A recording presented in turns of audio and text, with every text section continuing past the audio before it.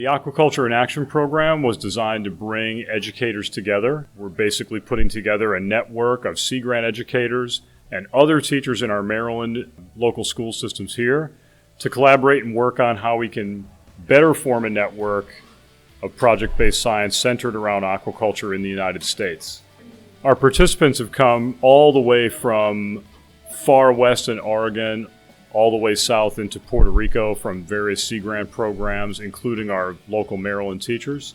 And I believe we have about 12 Sea Grant educators from across the U.S.